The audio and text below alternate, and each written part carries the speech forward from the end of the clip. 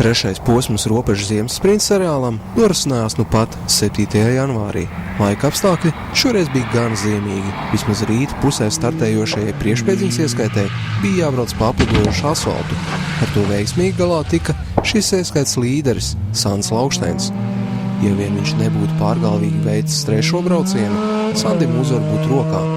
Punktu skaits ar uzvarētāju Jānu Beriņu taču vienāds, bet pēc papildu nosacījumiem Laukšteinam vecākajam bija jāpiekāpjas. Starp citu, Beriņš ir pazīstams sāncensis Laukšteinam. Sastāv kompāniju no Supersprint.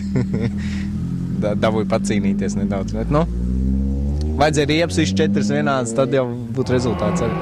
Pirmajā zaudēju Beriņam, otrajā es vinnēju, pēdējā, 5 gabalnieks bija vienā sekundē, tas bija 5. Par agresīvi, ka izbrauc visu to trasu.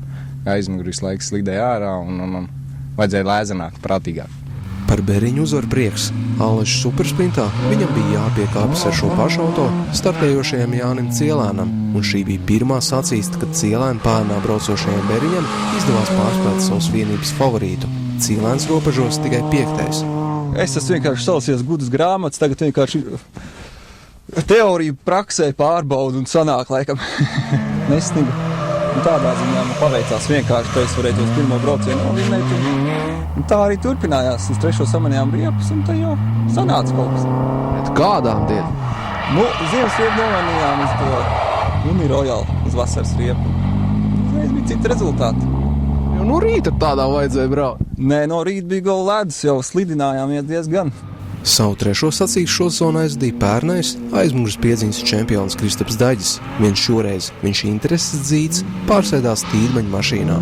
Rezultāts neliek vilties. Pēdējos 2 braucienos viņš bija ātrāks par visiem. Tāpat jau pakaļpiedziņa ir, tur jau nekas daudz neatšķirās. Stūri pedāļi jāgroz, viss notiek. Kurš brauciens bija tavuprāt? Tas izšķirošais? Otrajā arī pa lielam izšķīrās, jā. Otrajā arī bija tie apstākļi, ka tas, kurš brauc vēlāk, tam bija labāka trasa. Sanāca, ka otrajā izbrauc tā kā pēdējais, jā, viss bija baigāks. Nospēlēja par labu, bet tad kāda nākotne? Viss, Volvo pie sētas? Jā, jābrauc mājās, jāiet SSā, jāliek sludinājums. Smaids Daģisajā ir liels. Pēc 2 neveiksmīgām sacensībām parādīts, ka ar meistarību Kristapam viss kārtībā. Tikai pirmajā braucienā viņš piekāpās vasaras sprintā manītajam Jānim Skuiņam. Skuiņš ar savu ielas auto uzstādīja labāko laiku. Vien nākamajos braucienos atdeva savas pozīcijas. Jānis Skuiņš, robežos 3., Aigars Tīrmans 2. Par Tīrmanu prieks. Zinot, ka sacīsti, viņš iesāka 2 sagriežoties. Pirmais aplis. Sāku forsēt kaut kā un sākās kļūdas, sagriezos, bet kā izrādījās, es jau līdz tam biju labi atrāvies un ar visu sagriešanos es būtu vinnējis braucienu.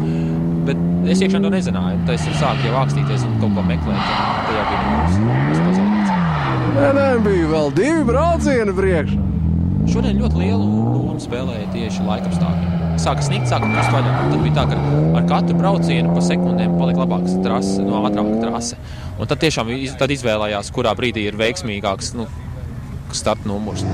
Loterijai līdzīga cīņa neizvērtās pilnpiedziņas braucējiem. Pēcpusdienā startējošajai klasei segums trasē bija vienāds, un lielāko interesi no skatītāja puses piesaistīja tikai viens līkums – pēc trasē garākās taisnes. Ar tā pievārēšanu viss kārtībā bija Vigo Rubenim.